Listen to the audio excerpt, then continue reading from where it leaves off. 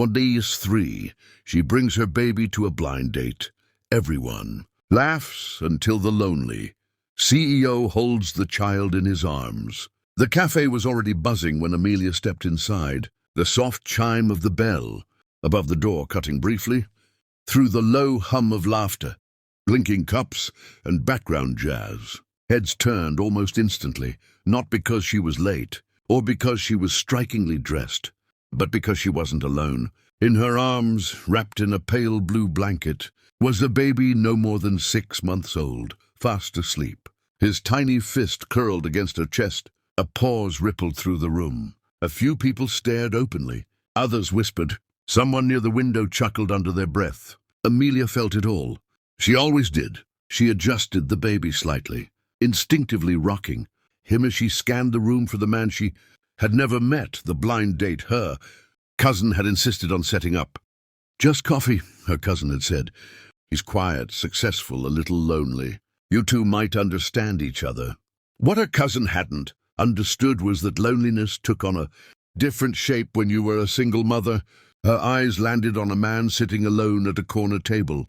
He was tall even while seated, dressed in a charcoal suit that looked expensive without trying too hard. His hair was neatly styled, his posture straight but tense, as if he wasn't sure what to do with his hands. He checked his watch once, then glanced up.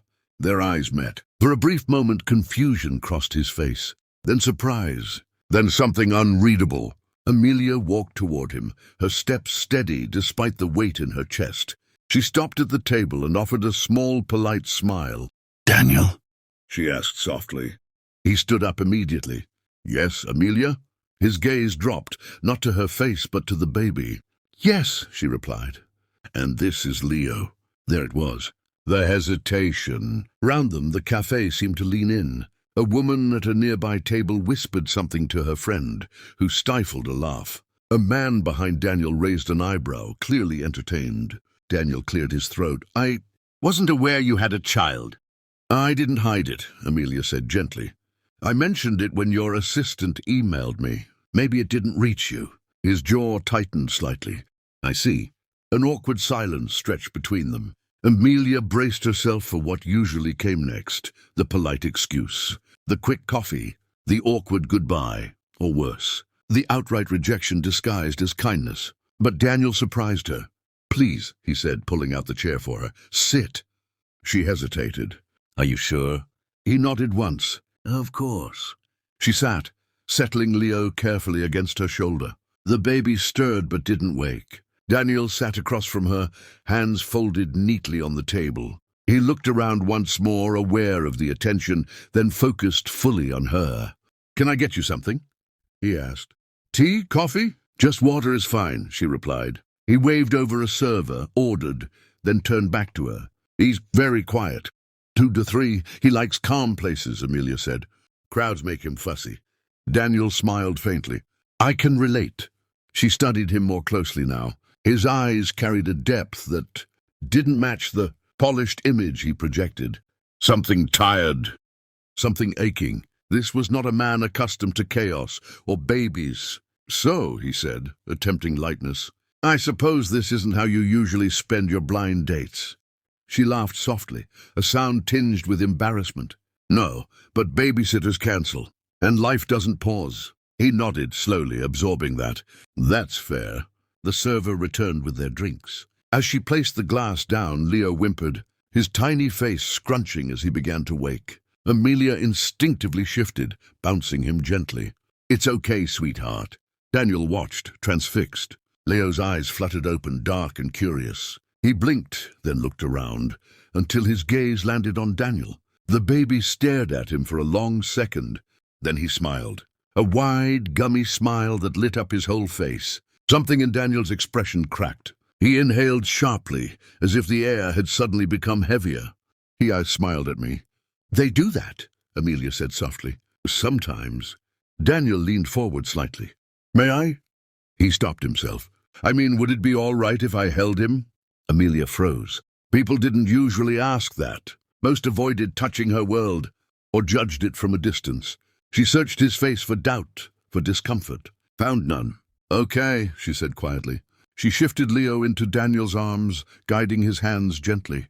Daniel stiffened at first, like someone handling something impossibly fragile. Leo stared up at him, unafraid, then reached out, grabbing Daniel's finger with surprising strength. The cafe went silent. The laughter stopped. The whispers faded. Daniel's eyes widened as the baby gripped him, as if anchoring him to the moment. His breath hitched. His shoulders relaxed. And then, unexpectedly, his eyes filled with tears. "I've never held a baby before," he whispered. Leo cooed. Daniel laughed, a real laugh, soft and disbelieving. He looked up at Amelia, eyes shining. "He's warm." She smiled, something easing inside her chest.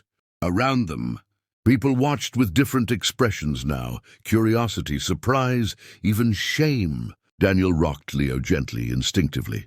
"My parents died when I was young," he said suddenly. "I grew up in boardrooms and private schools. No family, no noise, just expectations." Amelia listened, heart aching. "I built everything I have," he continued.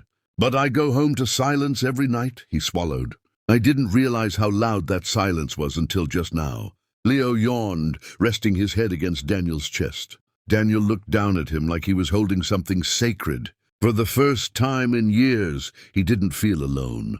And in that moment, the blind date became something else entirely. Not a mistake, not a joke, but a beginning. Everyone laughs until love refuses to leave. The cafe never quite returned to its 3x3 earlier noise after that moment, as if something fragile and sacred had settled into the air, demanding silence. Daniel remained seated, Leo cradled against his chest, his large hands moving in slow, uncertain rhythms, as though afraid the smallest mistake might shatter the calm.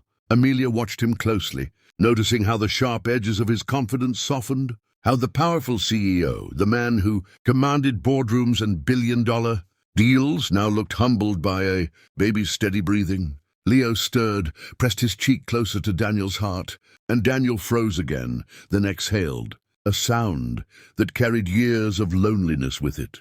He didn't realize it yet, but something deep inside him had already shifted. People around them had begun to look away, embarrassed by their earlier laughter, but one voice cut through the quiet, a woman from another table, scoffing openly, muttering that blind dates were getting ridiculous, that bringing a baby was manipulative.